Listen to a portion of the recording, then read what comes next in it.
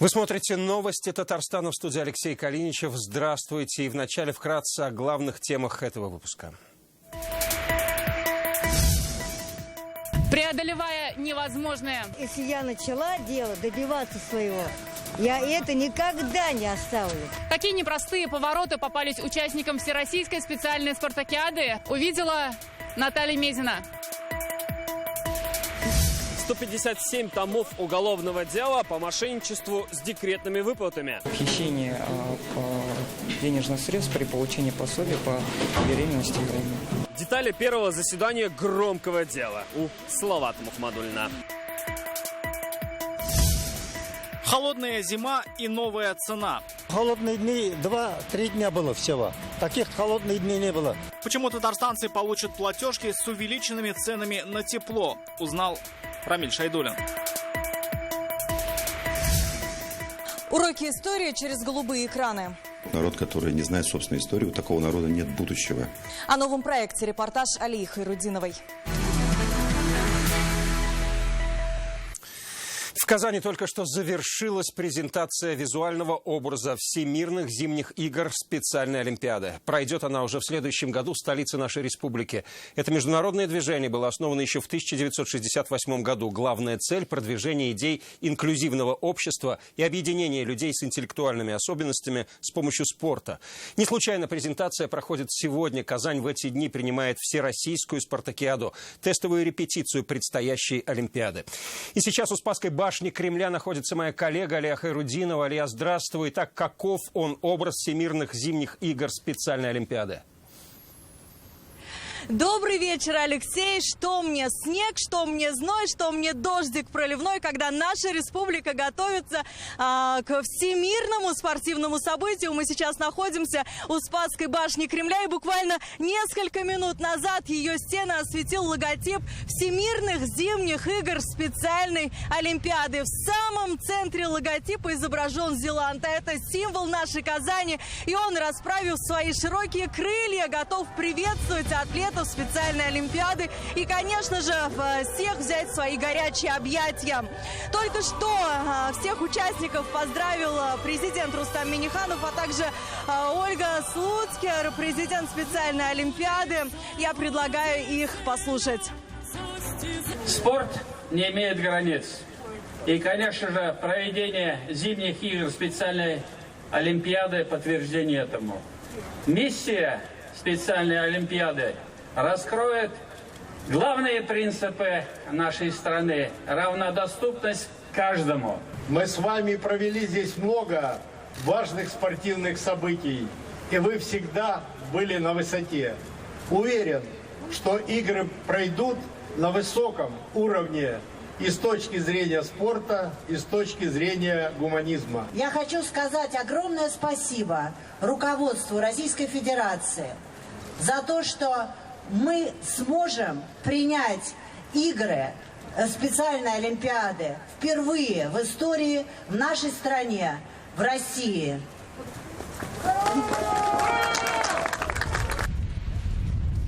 Специальная олимпиада имеет уже полувековую историю. Впервые, еще как международные игры, ее провели в Чикаго. Тогда их называли международными, потому что проводились они только в Штатах. После специальную олимпиаду начали принимать и в других странах, и стали игры мировыми. Татарстан тоже готов принять специальную олимпиаду. Как говорится, мы можем без булдырабас, несмотря на такую погоду, настроение отличное. Я надеюсь, что все-таки смогла передать всю ту атмосферу, которая здесь была буквально несколько минут назад. Алексей, слово передаю вам.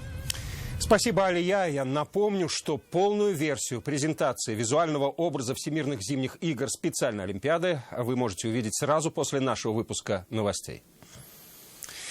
Первый расширенный организационный комитет по грядущей Всемирной специальной олимпиаде прошел сегодня в Москве. Выступая перед участниками встречи, Рустам Минниханов сразу обозначил: Татарстан очень рад принимать олимпиаду у себя.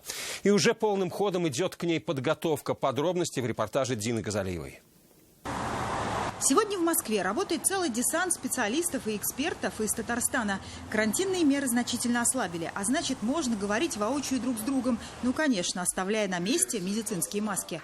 И потому заседание Организационного комитета Всемирной специальной олимпиады проходит в формате микс – онлайн и офлайн. У Республики Татарстан, наверное, самый передовой опыт организации крупных международных соревнований, поэтому никаких сомнений нет.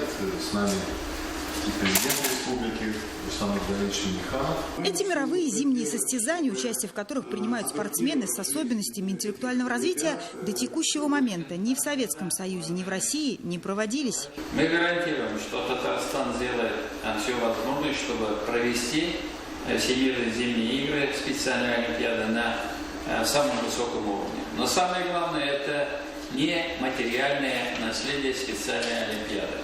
Соревнования бесспорно послужат трамплином формирования инклюзивной культуры и социальной справедливости. По словам экспертов, членов Организационного комитета игр, Казань достойна провести мировое состязание и наследие зимней универсиады. Тому хорошее подспорье. Казань вновь появится не только в федеральной, но и в мировой информационной спортивной повестке, вопреки запретам проводить в нашей стране крупные спортивные соревнования. Дина Газалиева, Матвей Шинкаренко, Дмитрий Шилов, ТНВ, Москва. А участники Всероссийской спартакиады специальной олимпиады по зимним видам спорта покоряли сегодня горнолыжные склоны Татарстана. Второй день соревнований открыли 60 сноубордистов и лыжников с особенностями интеллектуального развития со всей России. Кроме того, в Казанском дворце спорта мастер-класс по фигурному катанию провела олимпийская чемпионка Татьяна Навка. Наталья Мезина продолжит тему. Перекачивать, переваливать. Всегда должна одна нога быть и вторая. Раз так, нельзя. Мастер-класс для нашей съемочной группы показывает самый опытный участник спартакиады. Антонине Бабковой из Москвы 48. Сколько себя помнит, всегда каталась на лыжах. Теперь хочет тренировать юных чемпионов. Если я начала дело, добиваться своего, я это никогда не оставлю. У меня будет теперь всегда и до конца вечно буду кататься. Если у меня все получится, станет тренером. Красная, потом... В это время Тамара Осина из Альметьевска тщательно разбирает трассу вместе с тренером. Для нее эти соревнования дебютные. У нее это любовь после первого спуска. Я ее не узнала, у нее светящиеся глаза. Она начала заниматься по программе «Лыжи мечты» Сергея Белоголовцева. Адаптивный спорт, реабилитационный спорт. И потихонечку это стало трамплином для спорта.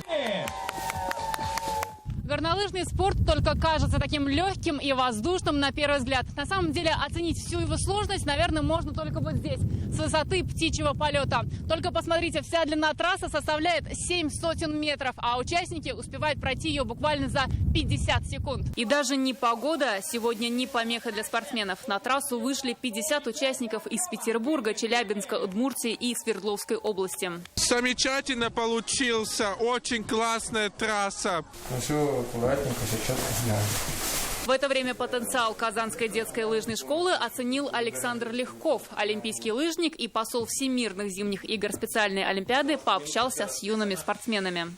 Знаете, ничем они не отличаются от спортсменов от любого уровня. Вчера бегал с ними соревнования на снегоступах, обыграли меня. Олимпийские встречи продолжились в Казанском дворце спорта. На лед вместе с особыми спортсменами вышла олимпийская фигуристка Татьяна Навка. Умничка, немножко дотягивай головку вверх и практически уже как Алина Забитова. Человек должен обладать очень многим качествами. Дети, не только дети, достаточно профессионально сегодня стояли на коньках. Для каждого участника спартакиада это шанс войти в сборную России на зимней олимпиаде.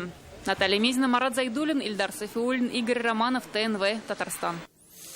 И сегодня в рамках рабочей поездки в Москву Рустам Минниханов встретился с заместителем председателя правительства России Маратом Хуснуллиным. Они обсудили реализацию инвестиционных проектов, рассмотрели вопросы развития рынка жилья и строительной сферы, а также говорили о работе, которая осуществляется в Татарстане по профильным национальным проектам.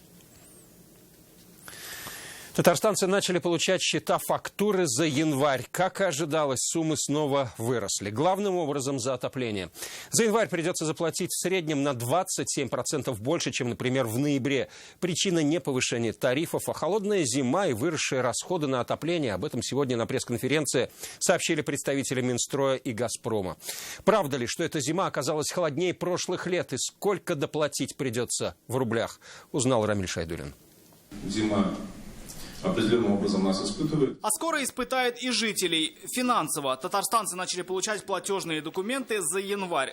Суммы в строчках за отопление выросли. Были вопросы, связанные с увеличением платы, в том числе и в части индивидуального жилья. Как сообщили в Минстрое, в сравнении с ноябрем счета за отопление выросли на 27%. 27% это где-то, наверное, 1000 добавится. Большая сумма, конечно. Это то, что пенсионерам добавили, их тут же заберет коммунальная служба. Цены не только на газ, на все и на продукты, все это повышается каждый раз. Морозы были 2 дня. Остальные это не зимние морозы, как осень. Тепло. Однако причина именно в холодной погоде, уверяют поставщики газа. Их графики показывают, за 2 зимних месяца в республике потребление газа на отопление выросло в среднем на 15%, чем в предыдущие годы. Здесь никакого роста цен нет на газ, никакого роста энерготарифов тоже нет. В декабре среднемесячная температура по Татарстану была на 7 градусов ниже, чем обычная среднемесячная температура в декабре предыдущего года. Эта же ситуация повторяется и в январе. Татарстан считает, что зима была не столь холодной, но газовики фиксируют, топить приходилось почти на пределе. За зиму республика потребила почти 2 миллиарда кубометров газа. Больше только Санкт-Петербург, Ленинградская область и Москва. Суммы за тепло повысились во многих регионах страны. Как объясняют поставщики газа, потяжелевшие платежки – общероссийская тенденция. Рамиль Шайдуллин, Александр Лобанов, ТНВ, Казань. Татарстан ждет резкая смена погоды. Уже этой ночью похолодание и сильный гололед на дорогах. Утром при прояснениях до минус 18. Синоптики обещают метель, туман и сильный ветер. ГИБДД предупреждает, будьте внимательны и осторожны на дорогах. Водителям стоит снизить скорость и по возможности отказаться от дальних поездок. Погода в республике ухудшится. После обильных осадков в виде дождя и мокрого снега температура воздуха понизится до отрицательных значений. Ожидается ветер с порывами до 20 метров в секунду, туман с ухудшением видимости, на дорогах образование гололедицы. Десятки миллионов рублей на декретных выплатах. Сегодня в Казани начался громкий процесс по делу о мошенничестве организации преступного сообщества. На скамье подсудимых 10 человек, в их числе сотрудники и руководитель филиала фонда социального страхования в Ахитовском районе. По версии следствия, они организовали схему, по которой пособия беременным уходили в карман подозреваемым. Почему большинство фигурантов отказались от адвокатов и почему заседание завершилось только начавшись, подробности у Салавата Мухаммадуллина. Защитники, давайте скамейку занесем. Кому что не фамилия не стоит. 10 обвиняемых, журналисты и потерпевшие. В самом большом зале заседаний Ахитовского суда даже не хватило сидячих мест. Дело громкое. Обвинение в совершении преступлений как статьи 210, как статьи 159 мошенничество, так статьи 286 Уголовного кодекса Российской Федерации 10 подсудимых. Хищение денежных средств при получении пособия по беременности. В уголовном деле 157 томов. 45 из них – обвинительная часть. Если кратко, то по версии следствия, с января 2013-го почти 5 лет обвиняемые оформляли документы в фонде социального страхования декретницам. Но, по версии следствия, схема выглядела так. Обвиняемые находили беременных женщин, трудоустраивали их в фирмы, в том числе и в однодневке, с завышенными зарплатами. Пособия, соответственно, были высокими. Малую часть получали будущие мамы. Львиную долю, сумма могла достигать и 300 тысяч рублей, оставляли себе. На скамье подсудимых оказался и экс-руководитель филиала ФСС по Ахитовскому району Айдар Юсупов. Пока комментариев не хотим давать. Как в рамках процесса будем давать комментарии с адвокатом. Судим. Пока без комментариев. Да, пока без комментариев. Заседание сегодня началось неожиданно. Большинство подсудимых отказались от назначенных государством адвокатов. Также отказываются от адвоката, свои интересы в процессе судебного разбирательства будет представлять сама. Да, отказываются от назначенного адвоката, несмотря на свои материальные положения. Да, отказываются от Но судья отклонил все ходатайства. Причина – обвинение подсудимых в преступлении по особо тяжкой статье. Им грозит больше 15 лет за решеткой, а потому участие адвокатов в процессе обязательно. После чего защитники попросили суд сделать перерыв в заседании на 2 месяца. На этом сегодня суд объявил перерыв, дав время адвокатам ознакомиться с делом. Заседание продолжится 15 марта в 10 часов. Салават Ухмадуллин, Ренат Сафин, ТНВ, Казань. К другим темам. В Татарстане за минувшие сутки от коронавируса скончались 3 мужчин 75, 77 и 78 лет. Общее число смертей составило 288. Также за сутки зафиксировано 84 новых случая ковид. 36 человек госпитализированы, сообщает республиканский штаб. В России за сутки зарегистрировано 16 688 новых заболевших. Большинство в Москве, 2032 случая. Почти не изменилось количество инфицированных в Санкт-Петербурге и Нижегородской области.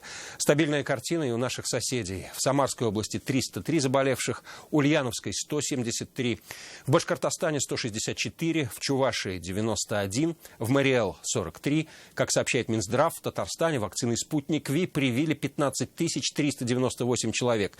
Из них 2-ю дозу получил каждый 5-й. Вакцина «Спутник Ви» не влияет на репродуктивную функцию ни у мужчин, ни у женщин, заявил сегодня заместитель министра здравоохранения республики. Поэтому прививку от коронавируса рекомендуют делать не только пожилым, а тем, кому нет и 30. Правда, есть некоторые исключения. Какие именно, расскажет Юлия Гоголева. Температура не повышалась. Альбина Сагдеева – архитектор большой компании. Каждый день она контактирует с десятком людей, а дома 5-летний ребенок, муж и уже немолодые родители. Прививка от COVID-19, чтобы вирус не передался им и чтобы избежать осложнений, если все-таки заболеет.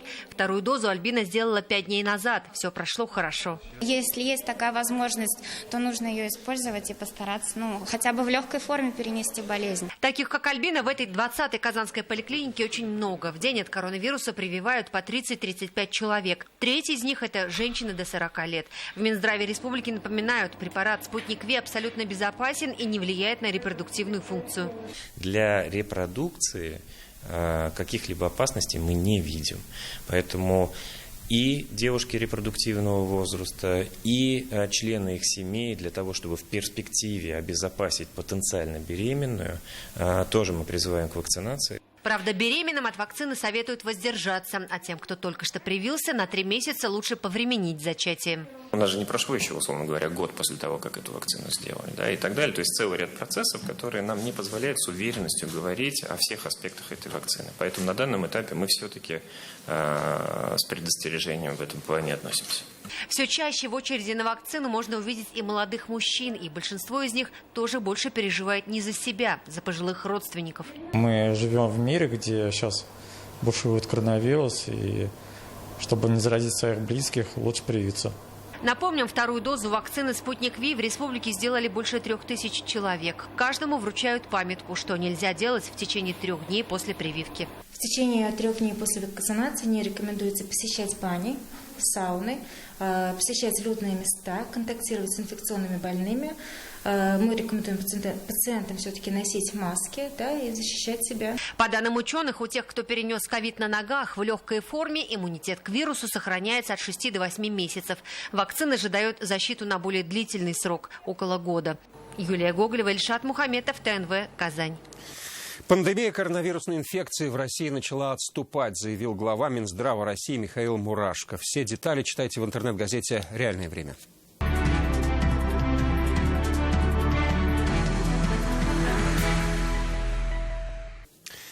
Сегодня в Москве Рустам Минниханов вручил государственные награды республики. Церемония прошла в полпредстве Татарстана. Среди награжденных татарстанцы, давно проживающие в Москве, но не теряющие связь с исторической родиной. Награжденные заслуженные деятели военной сферы, представители медицинского сообщества. Рустам Минниханов, вручив награды, медаль «Столетия ТАССР», вкратце рассказал землякам об успехах республики. Мы высоко ценим наших партнеров, друзей, коллег, земляков. И несмотря на национальные принципы, на другие, наверное, и Татарстан поэтому имеет хорошую динамику развития. Число звонков в многофункциональные центры Татарстана за прошедший пандемийный год увеличилось в 6 раз. Более того, появилась 51 новая услуга. Теперь в одном месте, в своем микрорайоне, можно получить выписку из трудовой книжки, справку об отсутствии судимости, задолженности по налогам или алиментам. Также появилась возможность внесудебного банкротства для физлиц. Раньше для этого нужно было обращаться в арбитражный суд. В условиях, когда многие организации в республике перешли на прием по предварительной записи, дистанционный прием или вовсе от него отказались, перенаправив людей на электронные сервисы, количество желающих прийти за услуги в МФЦ увеличилось. В том числе и за счет тех, кто имел возможность и навыки получить услуги по интернету.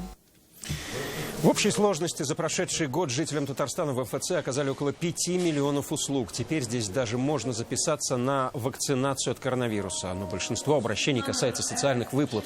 Напомним, многофункциональные центры в республике работают 6 дней в неделю, без перерыва на обед, с 7 утра до 8 вечера. В перспективе планируется, что граждане смогут получать услуги только через МФЦ или портал госуслуг.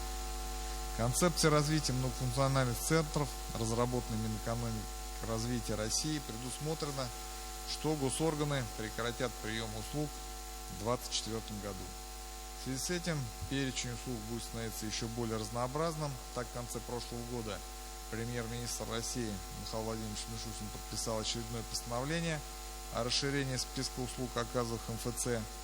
Надеюсь, что МФЦ совместно с Минцифрой будут и в дальнейшем справляться со всеми поставленными перед вами задачами.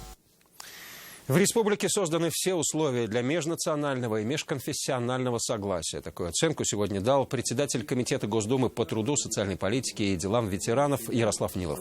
Представитель ЛДПР, курирующий Татарстан по партийной линии, посетил Казань в рамках региональной недели Госдумы. Парламентарий встретился с активистами, обсудил планы на предстоящую избирательную кампанию. Он дал положительную оценку работе республиканского отделения. Также Ярослав Нилов пообщался с избирателями, посетил ряд учреждений и провел встречу с духовенством республики. Вообще Татарстан является таким достойным примером, как региональная и муниципальная власть выстраивает систему, которая позволяет держать вот этот баланс и не допускать конфликтов. Если есть мечеть, есть храм. Если встречают, меня вот в районах встречают чак-чак и хлеб-соль. Говорят на татарском, говорят на русском, в детском садике ставили сценку. То есть это подчеркивает такое очень вдумчивое, внимательное, глубокое отношение к вопросу поддержания межконфессионального, межнационального мира. Кто они татары, где проживают и в каких источниках упоминаются впервые? С кем крепли их торговые связи, а с кем сражались, чтобы защитить свои границы? На эти и другие вопросы даст ответ новая программа на нашем канале «Уроки истории». Как она готовилась, что осталось за кадром и о чем мечтает автор идеи образовательного проекта Ильшат Аминов, обо всем подробнее в репортаже Алии Хайруддиновой. Мы начинаем цикл лекций «Уроки истории». И в студии ее ведущий я, Раиль Фахруддинов. Откуда есть пошла земля татарстанская? Повесть временных лет начнут писать на канале «Новый век». Программу «Уроки истории» посвятят этническому составу народов Татарстана, языковому и культурному богатству. Начиная от ранней истории предков татар, великого тюркского каганата, джадидизма и татарской интеллигенции до сегодняшних дней. Послушать лекции смогут все желающие. Я думаю, что это очень полезный проект, потому что через историю мы узнаем о своих корнях, тем самым укрепляем свои истоки. Сложные исторические события, процессы лектор объясняет на обыденном языке.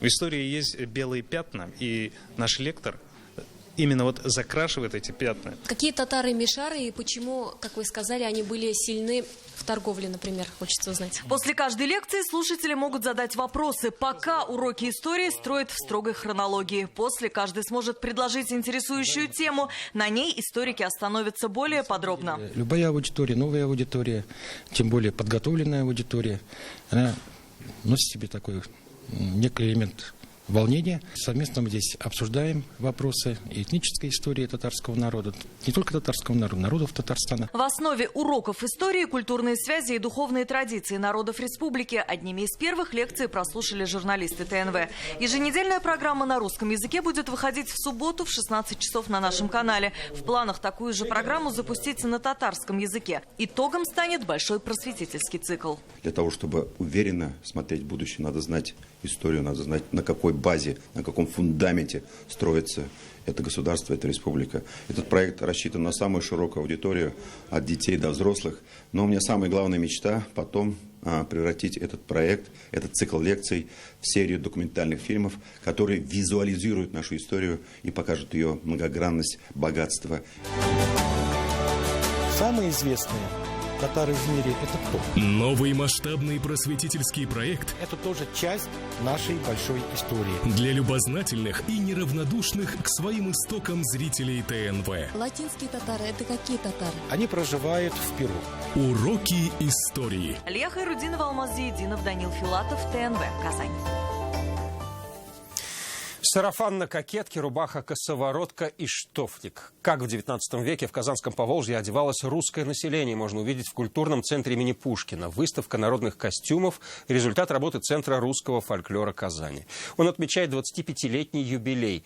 Как вот уже четверть века Центр сохраняет и популяризирует русскую культуру в Татарстане. Вероника Гайнудинова.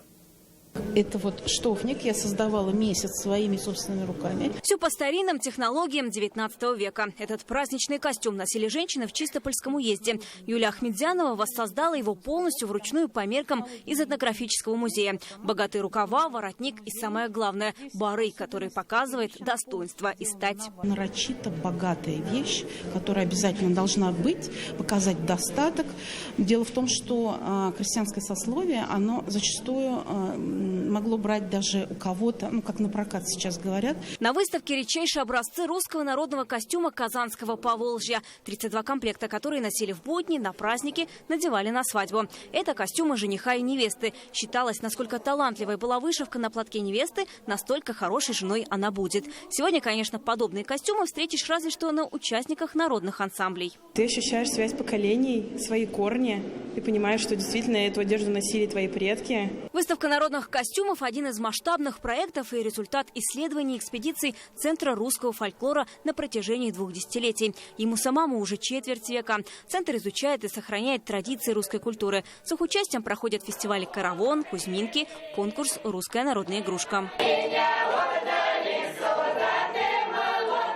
Несмотря на то, что мы городская структура, да, но мы работаем и с республикой. Это экспедиционные выезды, мероприятия по республике. Это энтузиасты, которые за четверть века собрали всех неравнодушных людей, которым интересны истоки, корни русского народа. Проект «Русский народный костюм» Казанского Поволжья вносит вклад в богатое нематериальное культурное наследие Татарстана. Выставку можно посетить в культурном центре имени Пушкина. Вероника Гайнудинова, Данил Филатов, ТНВ, Казань. И в конце выпуска снова к главной теме. В Казани сегодня прошла презентация визуального образа Всемирных зимних игр специальной Олимпиады. Полную версию церемонии смотрите сразу после нашего выпуска новостей. Наш выпуск подошел к концу. Далее о погоде. Всего вам доброго.